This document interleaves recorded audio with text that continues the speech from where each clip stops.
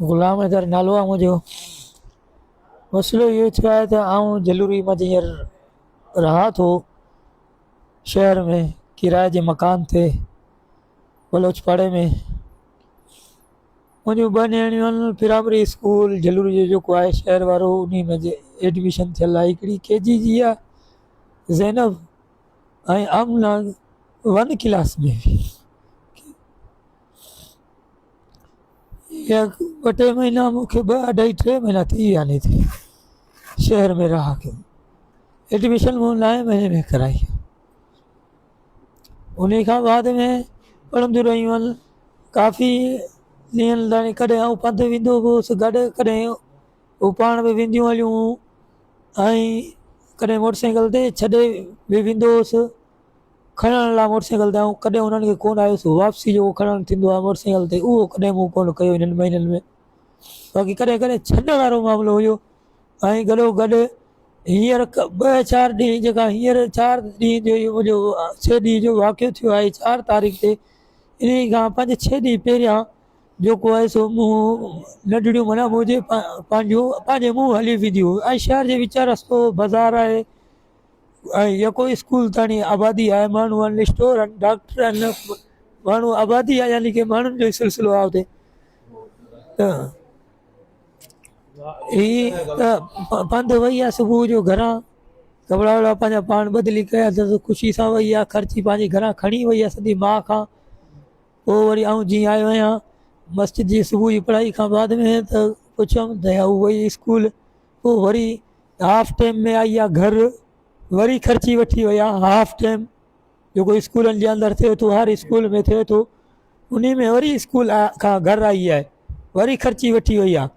उन खां बाद में जेको आहे सो अॻिते वई आहे ऐं स्कूल जो सफ़ा वेझड़ाइप में पहुती आहे, या पोइ हिते हुई या हुते हुई, पर मूंखे जीअं ॿिए माण्हू ॿुधायो त चई हिन जॻह ते उहा रुनी बि आहे।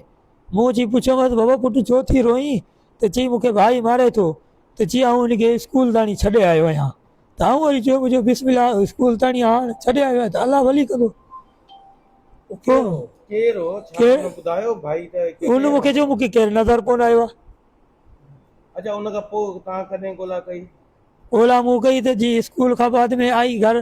पोइ नंढड़ियुनि असांखे जेके स्कूल जो बैग खणी आयूं घर, छो त हिक ॿिए सां गॾु ॿार रांदि कंदा आहिनि, हिक ॿिए सां गॾु ॿार रांदि बि कंदा आहिनि। स्कूल जी छुटी थियण खां बाद में घरनि जे अॻियां ॿिनि जे घरनि में बि इहो मुंहिंजो पाड़ो बि सॼो तव्हांखे गवाही ॾींदो इनशाला। त उहे नंढड़ियूं 2 आहियूं तक़रीबन 2:30 जे टाइम ताईं थेलो पोइ आयो आहे। 2 नंढड़ियूं खणियूं आहिनि, घर वारी पुछो अची तव्हां ही थेलो किथां कयो? अची स्कूल मां। नंढड़ी जेका सो ॿाहिरि आहे, वरी केॾी महिल चवनि त स्कूल मां निकिरी वई आहे। ऐं इहा ॻाल्हियुनि जे मुताबिक़ जेको आहे न मुंहिंजी नियाणी हाफ टाइम खां बाद में स्कूल में कोन्हे। अच्छा, पोइ तव्हां किथे किथे ॻोल्हा कई? असां हर जॻह ॻोल्हा कई। मूं पंहिंजे मिट माइटनि में ॻोल्हा कई, सगा साथ में ॻोल्हा कई, रिश्तेदारनि में ॻोल्हा कई, आड़े पाड़े में ॻोल्हा कई। शक ॾिसो त जहिड़े हिसाब सां इहा वारदात आहे मूंखे कोन थो लॻे त को मुंहिंजे ज़ाती मामलानि में मुंहिंजे ज़ाती माण्हू कोई इहो किरदारु कयो हुजे, मूंखे कोन थो लॻे। मूंखे हिते माण्हू जलूर जे शहर जो लॻे थो। दुश्मनी न आहे हिते मुंहिंजे शहर में अहिड़ी ख़ासि वॾी न आहे, हुननि में अलाह की ख़ासि हिते आहे। ऐं मस्जिद में मौलवी आहियां, ॻोठ मुबीन खसकेली में सॼे ॻोठ वारा ई बीठा आहिनि, पाड़े वारा बीठा आहिनि। न कॾहिं मूं कंहिंसां बदतमीज़ी सां ॻाल्हायो जो मुंहिंजी हिकिड़ी दुश्मनी पैदा थिए, ऐं न ई मूंसां कंहिं बदतमीज़ी में कॾहिं ॻाल्हायो आहे जो मुंहिंजी दुश्मनी हुन सां थिए। पुलिस जो रवैयो इहो आहे त मूंखे टारच कयो पियो वञे पुलिस जे ज़रिए खां पहिरीं ॾींहं खां करे त तव्हांजी पोयां का मामलात आहिनि, रुगो इन ते मूंखे टार्च कयो वियो आहे। मूं हुननि खे चयो मुंहिंजो जलूरी मां बि तस्दीक कई वञे, माण्हू खया वञनि, ॾिठो वञे, लेडीज़ पुलिस जेको आहे सो वारदात करे घर जाचा वञनि, सभु कुझु कयो वञे।